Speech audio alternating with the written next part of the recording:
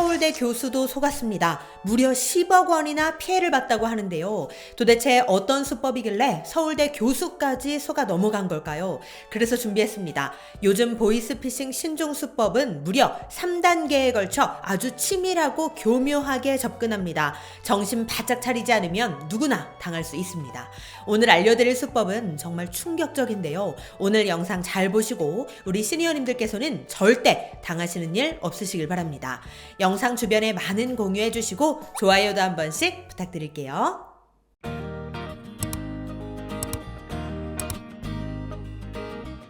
이제 웬만한 보이스피싱 수법들은 다 알려드려서 절대 당하시는 일 없겠지 싶었지만 아니었습니다. 온갖 신종 기술을 다 도입해서 더 치밀하고 교묘하게 사기 수법이 고도화되고 있는데요.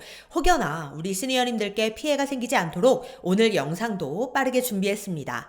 얼마 전 중국에 근거지를 두고 무려 1891명의 돈을 가로채간 기업형 보이스피싱 일당이 경찰에 붙잡혔는데요. 피해 규모가 정말 어마어마합니다. 놀라지 마세요. 무려 1490억 원, 1490억 원이나 가로챈 놈들입니다.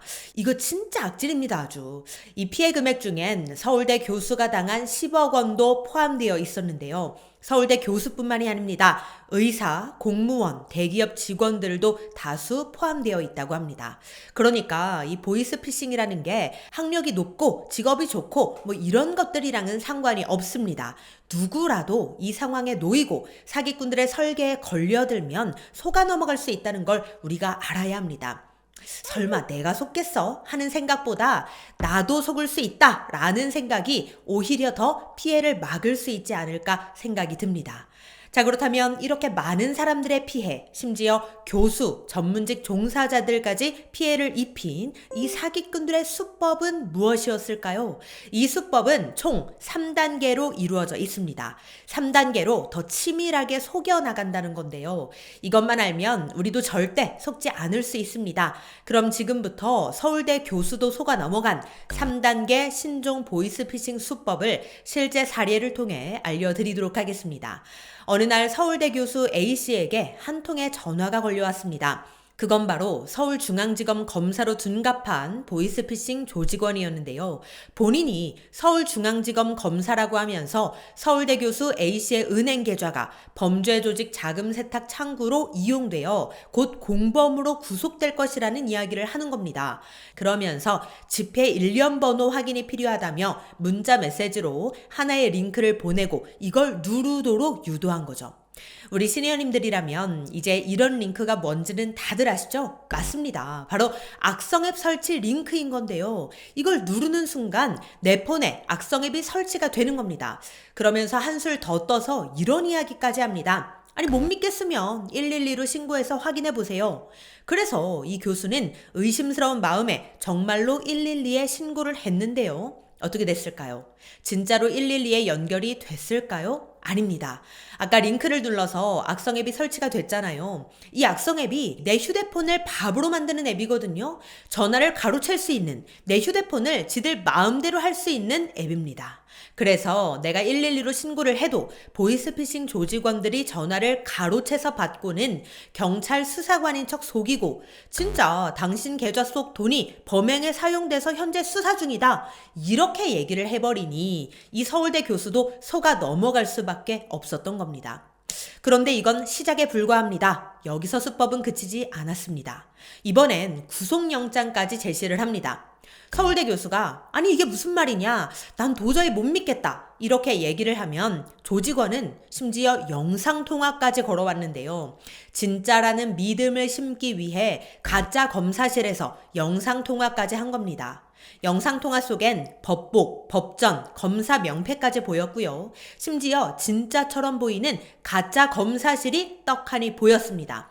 그러니까 한마디로 가짜 검사실에서 가짜 소품들을 가져다 놓고 진짜 검사인 척 속이며 영상통화까지 한 겁니다. 내가 이렇게까지 했는데 못 믿겠어? 뭐 이런 식인 거죠.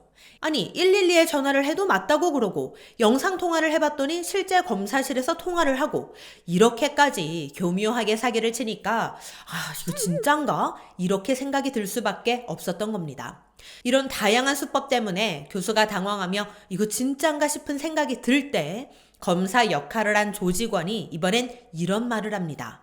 통장 속 돈이 정상 자금인지 확인해 봐야 하니 통장에 있는 현금 2억 원을 은행에서 뽑으라고 지시를 하는 건데요. 시키는 대로 현금 2억 원을 뽑자 이번에는 가짜 금융감독원 직원이 나타납니다. 그러면서 이런 말을 합니다.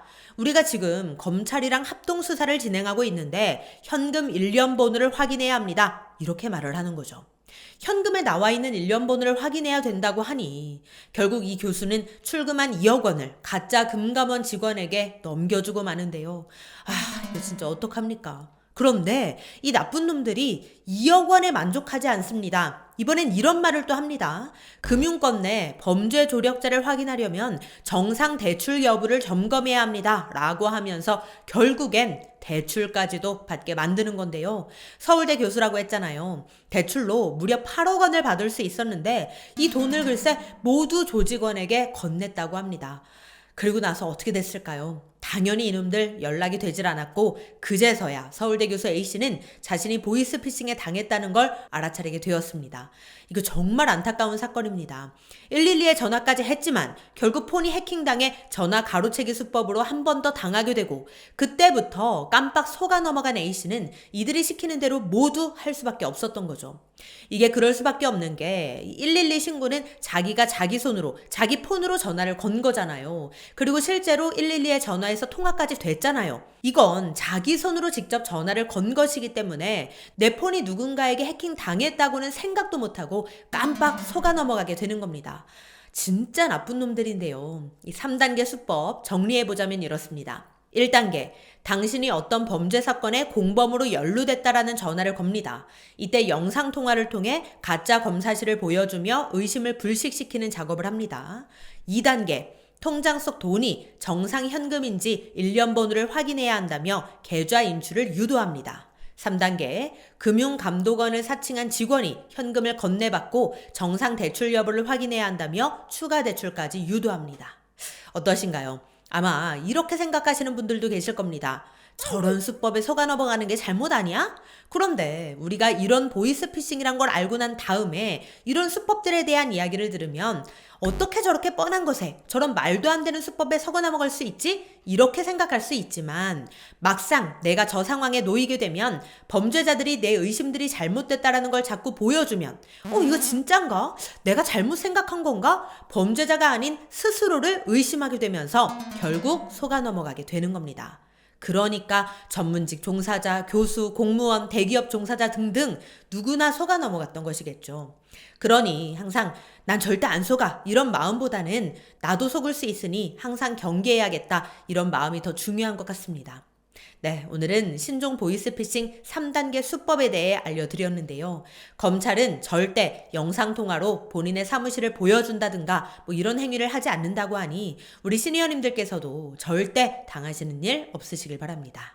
그럼 오늘도 편안한 하루 보내세요. 감사합니다.